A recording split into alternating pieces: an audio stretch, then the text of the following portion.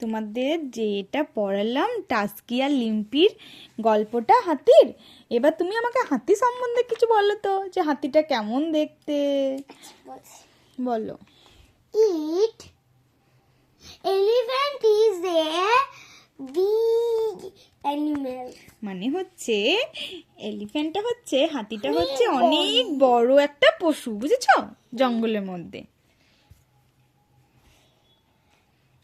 It has 4 legs and 2 big ears. মানে জানো বাংলা, মানে হাতিটার 4টে পা এবং বড় বড় দুটো কান আছে। আর কি জানো? And they are color. They are grey. Grey in color. মানে হাতিটা ধূসর রঙের হয়, বুঝেছো? ধূসর রং মানে? ওই হাতির যে কালারটা দেখো রয়েছে না, এটাকে বলা হয় ধূসর রং। আর কি জানো তুমি? এই যে হাতিটার পেটটা কেমন সেটা বলো। They have large tongue. মানে হচ্ছে তার হাতির পেটটা অনেক বড়। আচ্ছা, আর তুমি কি জানো বলো তো? And they are They have huge body. ওর বডিটা হচ্ছে অনেক বড় সড়ো। তাহলে তোমাকে যখন এরকম ধীরে মুখস্থ করে নিলে ভালো লাগছে না, ঠিক আছে, ভুলে যাবে।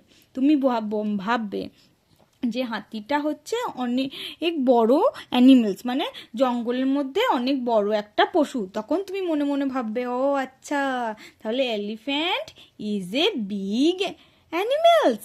তারপরে ভাববে ওর কটা পা আছে, কটা কান আছে।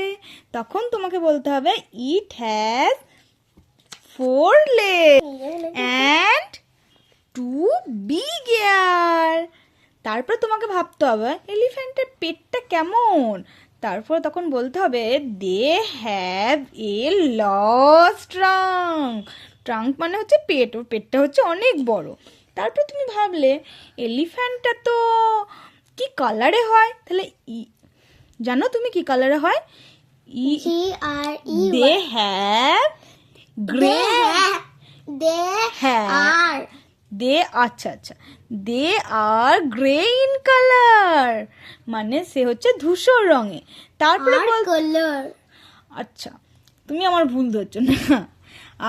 আর হাত সম্বন্ধে কি জানো? এবার তুমি বলবে বডিটা কেমন। দে হ্যাভ লার্জ ট্রাঙ্কটার পেটটা হলো, বডিটা বলতে হবে দে হ্যাভ হিউজ বডি। মানে অনেক বড় সড়ো, ঠিক আছে? এরকম ভাবে পড়তে একটু মজা করে করে। তুমি আমরা দিয়েছি, বুঝিয়ে দিলাম, তুমি মুখস্থ করছো। মুখস্থ করলে কি করে পারবে? তুমি তো আবার ভুলে যাবে একটু পরে।